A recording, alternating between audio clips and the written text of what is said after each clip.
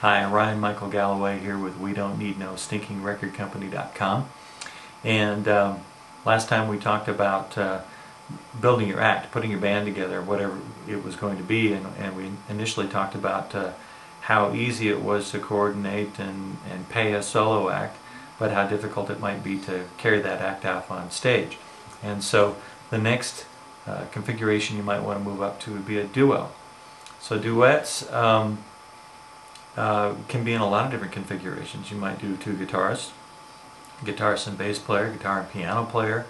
You might have a guitarist and a vocalist, even a bass player and a vocalist, heard that working.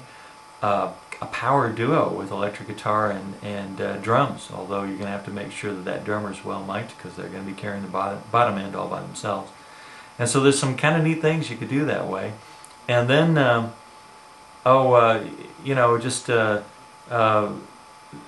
I can think of a couple situations that work really well for me. Well, I have a guy by the name of, a friend of mine by the name of Matthew Gaskins, and he plays a lot of different instruments and he sings. So he can jump in with me virtually with no rehearsal, lay on harmonies, put on a bass. It works out great. And I do the same thing for Tony Villa of FM 544. I can read his left hand, so if he comes up and plays guitar and sings, then we sound like we've been together for a while. And of course, I've mentioned my Digitech Live Vocalist 4 harmonizer, and so I can be a pip. I can play bass and I can do harmonies behind him, and that's kind of fun and cool too.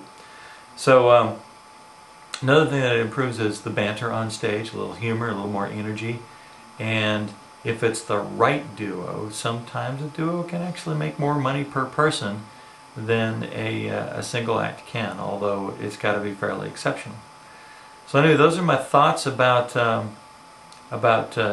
duos, and we'll talk about the trio configuration next and what I'd like to see maybe lean towards.